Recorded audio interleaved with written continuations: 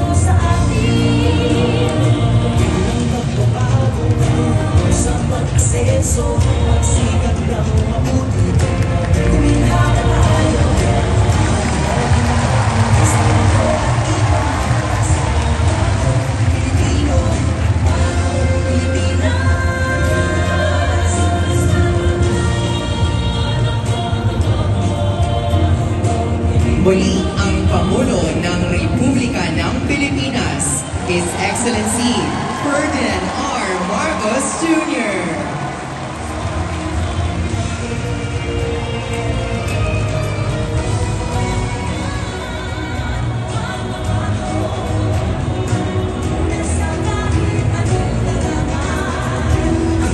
Maaari na po tayong umupo.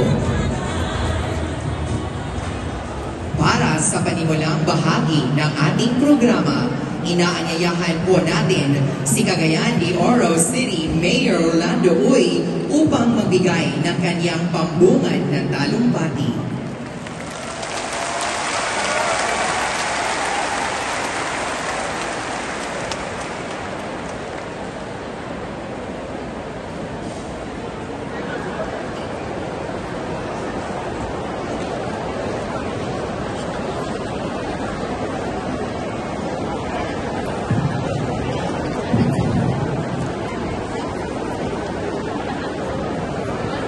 His Excellency President Ferdinand Marcos Jr.,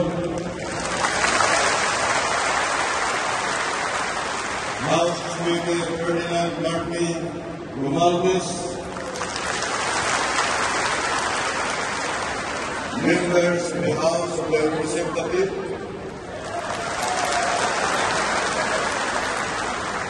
local government units, members of the Executive Office, ladies and gentlemen, good afternoon.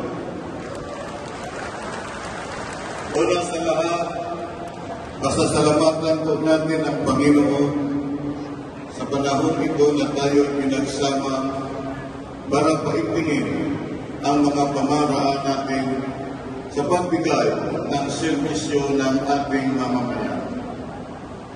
Let us thank the Lord for this fellowship and for bringing to us no less than the President of the Republic with his department secretaries to personally hear us out and to personally extend to us the direct services of the government.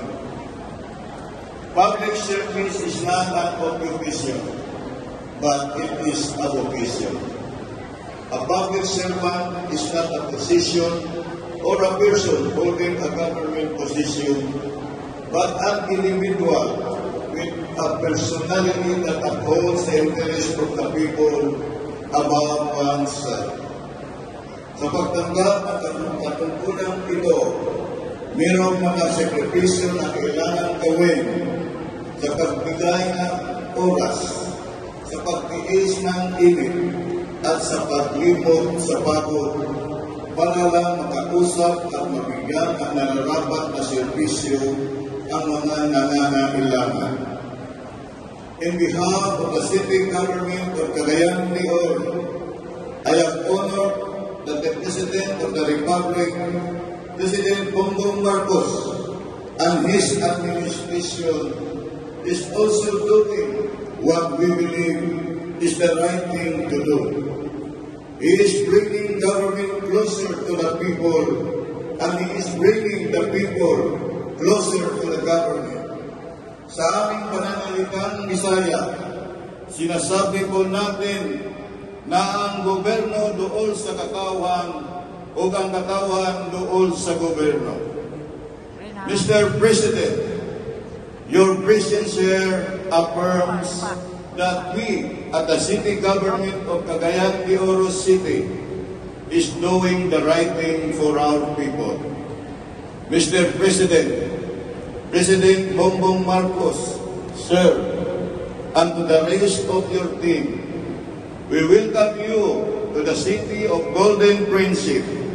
We welcome the services that you are bringing to our people. We welcome the national government support to the city in facing its current challenges. We welcome your message of unity among Filipinos, and we welcome your leadership of a government that promotes sincerity in public service. Mr. President, as always, you and your family will always be like a family to us as well. Welcome to Northern Mindanao and to the city of Golden Principe, Cagayan de Oro City. Maraming salamat po, Mayor Uy.